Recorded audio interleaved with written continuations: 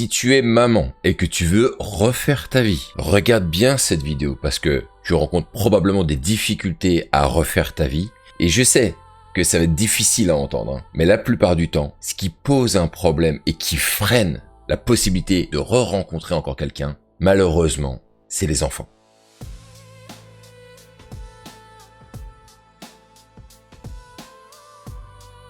Ce qu'il faut se dire en premier, c'est que si tu t'es séparé, donc tu as des enfants, tu peux avoir la garde exclusive, comme tu peux avoir une garde alternée, comme tu peux avoir une garde hybride, on va dire ça comme ça. Mais dans tous les cas, il y a déjà un contexte qui n'est pas facile pour refaire sa vie. Tout dépend de l'âge des enfants. Mais si on part d'un principe que les enfants sont en âge assez bas, ça va amener de la difficulté, clairement, pour plusieurs raisons. Déjà, il faut se le dire, c'est que avant que tu aies tes enfants, t'avais une liberté qui était, pour ainsi dire, totale. Donc, lorsque tu as rencontré ce qui est devenu probablement le père de tes enfants, à ce moment-là, en fait, il n'y a pas grand-chose à penser à part à soi-même. On voyage, on va au resto, on sort, on va au cinéma, on fait à peu près ce qu'on veut. Maintenant que les enfants sont là, le contexte s'est considérablement durci parce qu'il y a des obligations qui sont bien évidemment normales, hein, il n'y a aucun problème avec ça, mais il faut bien prendre en compte ces obligations pour comprendre après comment est-ce que ça se matérialise dans le cadre où on voudrait faire de nouvelles rencontres. Et il faut pas oublier aussi une chose, c'est que les enfants, plus le travail, plus ce qu'il y a à faire à la maison, à la fin, ça amène de toutes les manières un contexte qui est très complexe. Et autant le dire, c'est très difficile de faire naître une rencontre en bonne et due forme dans un planning qui est déjà très saturé. Maintenant, on va devoir poser le sujet des gosses. En tant que maman,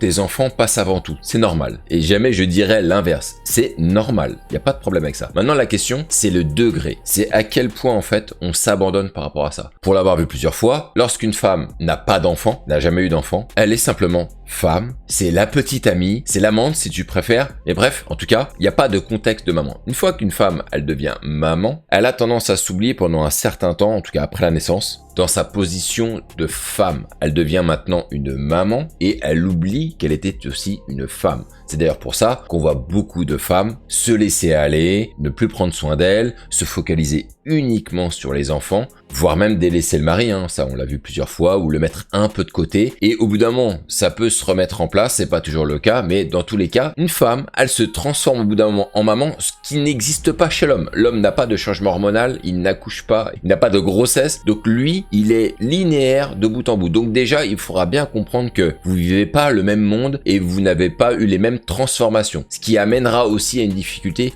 de compréhension de part et d'autre. Et elle est normale en fait, cette incompréhension. Mais si on se remet sur la place de l'homme, lorsque vous êtes maman fraîchement séparée et avec de surcroît des enfants en bas âge, l'homme il sait très bien que à partir de là, même si lui-même il a des enfants, qu'il y aura moins de spontanéité, il y aura moins de disponibilité, il va y avoir des complications logistiques parce que si les enfants dorment à la maison tout le temps, évidemment ça va être compliqué de faire venir un homme chez soi. Donc quand je parle de logistique, c'est comment est-ce qu'on peut s'harmoniser entre nous. Et il y aura aussi probablement un rythme qui est différent parce que il y a quelque chose sur lequel on ne réfléchit pas beaucoup, c'est comment les gardes sont articulées, surtout lorsqu'il y a un jugement. Pour avoir eu plusieurs retours de plusieurs femmes qui m'ont expliqué que lors d'un jugement d'un divorce au tribunal, très souvent au tribunal on attribue les semaines paires aux hommes parce que ce sont des pères. Donc en fait c'est assez simple, ils attribuent les semaines paires au papa et donc les semaines impaires aux mamans. Le problème c'est que quand beaucoup d'hommes sont en semaine paire et des femmes en semaine impair, de facto, ils ne peuvent pas se rencontrer parce que à chaque fois que l'un est avec ses enfants, l'autre ne les a pas et inversement. Ce qui fait qu'il y a beaucoup de difficultés à s'accorder. Donc c'est pour ça qu'il faut aussi faire très attention avec les modes de garde parce que le mode de garde peut être un énorme frein concernant le fait de pouvoir refaire sa vie. Avoir des enfants une semaine sur deux, ça peut être un énorme frein si ça s'articule jamais avec les hommes qu'on rencontre. Avoir une garde exclusive, c'est un énorme frein. Alors là, c'est un frein absolu pour pouvoir rencontrer quelqu'un. Alors, je suis complètement lucide sur ce qui se passe aussi. Il y a beaucoup d'hommes qui se désengagent complètement de leur parentalité et qui fait que la femme, elle n'a pas choisi d'avoir la garde exclusive. En fait, elle le subit. Elle n'a pas eu d'autre solution, évidemment, que de vivre avec ses enfants. Et avec plaisir. Mais en même temps, ça amène une telle contrainte de les avoir toutes seules que derrière, pour pouvoir créer de l'espace pour quelqu'un d'autre, c'est mission impossible. Et je vais donner un petit tuyau comme ça. Ne vous engouffrez jamais à faire connaître vos enfants à un inconnu. Moi personnellement je l'ai vécu quand mes parents ont divorcé. Ma mère, elle m'a fait rencontrer, alors elle n'a pas rencontré 400, hein, elle m'a fait rencontrer je sais plus 2-3, des mecs avec qui elle a eu des relations. Je vous le dis, c'est pas un bon souvenir que j'ai. J'aurais préféré ne jamais voir ma mère avec ces hommes-là que je n'ai pas choisi, que je n'ai pas voulu rencontrer. J'ai dû faire avec, elle a voulu me les présenter. Je comprends hein, l'idée qu'à un moment donné il faut aussi arriver à articuler le tout ensemble, mais honnêtement en tant qu'enfant derrière, ça laisse pas des bons souvenirs et je dirais même que ça a un peu dévalué la note de ma mère parce que les mecs qu'elle a rencontrés personnellement, je les trouvais pas terribles, pas forcément futés, pas forcément intéressants, pas forcément beaux non plus. J'aurais voulu voir ma mère avec d'autres personnes. Au final, je préfère encore voir ma mère avec personne que ces mecs-là. Alors j'ai jamais créé d'embrouille quand j'étais adolescent ou quoi que ce soit, je l'ai laissé faire ce qu'elle voulait, mais c'est juste pour dire que en réalité, quand on force le trait et qu'on amène quelqu'un d'extérieur qui n'a rien à voir avec la famille, et même si c'est pour la bonne cause, ça n'amène généralement pas de bons résultats. Et vous allez en payer le prix. Maintenant, il y a un autre problème que moi j'ai constaté avec le temps et sur lesquels les femmes ne transigent pas. Et c'est un problème à un moment donné, parce qu'il va falloir faire un choix. C'est que si on veut refaire sa vie, comme je l'ai dit, il faut créer de l'espace pour ça. Et j'ai vu des femmes qui sont complètement accros à leur gosse. Mais c'est pratiquement une drogue. Le nombre de fois où j'ai entendu parler de relations fusionnelles, tu peux être certain que, en tant qu'homme, t'entends le mot relation fusionnelle de la part d'une femme, on se barre en courant. Tous autant qu'on est, on se barre en courant. Parce qu'on sait très bien comment ça va se passer. On comprend les relations qu'elle peut avoir avec sa fille, son garçon, peu importe. Ça va être très proche, trop proche. Ça va empiéter sur la relation sentimentale qui est peut-être naissante ou qui va naître. Et tout de suite, ça donne un mauvais signal. Avoir des enfants qu'on aime, qu'on adore, très bien. Mais fusionnel, c'est horrible. Pour un homme à vivre, hein. Je le dis, hein, c'est horrible. Il y a aucun homme qui peut valider ça.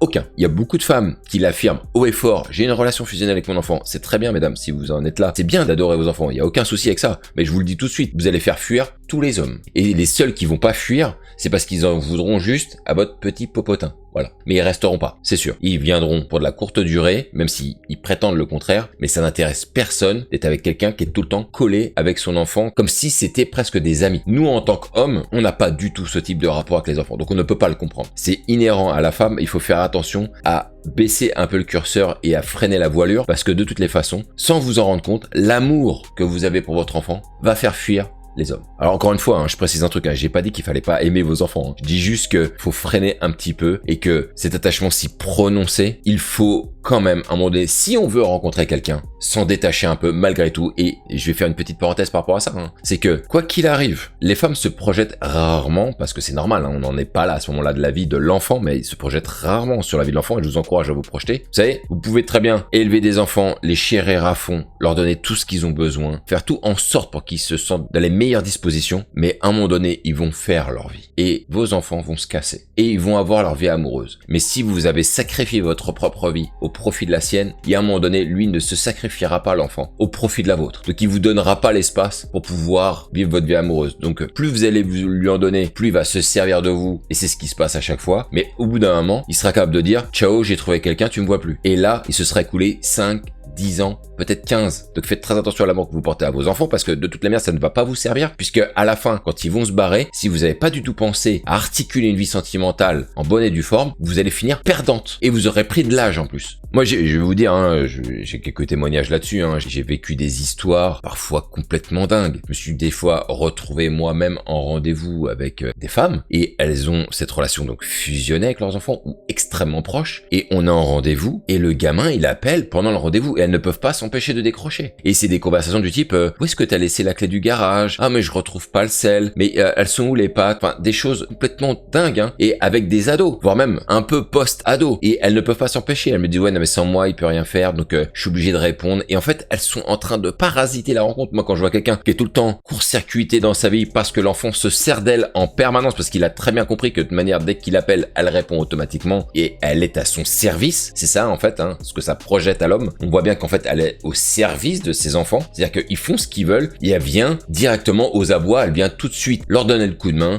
répondre à leurs questions. Je me souviens d'une fois où là ça a été un truc de malade, hein. Il y avait une fille avec qui j'avais rendez-vous, elle avait annulé déjà une fois et la deuxième fois on devait se retrouver au bar et au moment où moi j'arrive au bar, elle m'envoie un vocal en me disant, et il était 17h, hein, et elle me dit, mon gamin qui avait 17-18 ans, il devait aller au kiné mais il s'est réveillé trop tard parce que bon voilà il branlait rien et du coup je suis obligé d'aller le chercher pour aller le déposer chez le kiné sinon il loupe le rendez-vous. Et je vous jure mesdames, quand vous entendez ça, même si je sais qu'elle voit pas le mal, elle se dit bah non mais c'est mon fils, je suis là pour pour lui, etc. Mais nous, en tant qu'hommes et pour tous les autres hommes, vous perdez 15 points parce qu'on a vraiment l'impression que dans ces cas-là, la maman n'est plus une maman, mais devient une serpillière. Il fait ce qu'il veut, il s'essuie les pieds dessus, il fait ce qu'il veut, le gamin. Et évidemment, ça va parasiter votre rencontre. Et un dernier point avec les enfants, parce que ça, je l'ai vu directement, du coup, avec l'exemple que je viens de donner, c'est le nombre de femmes qui ont annulé des rendez-vous à cause de leurs enfants.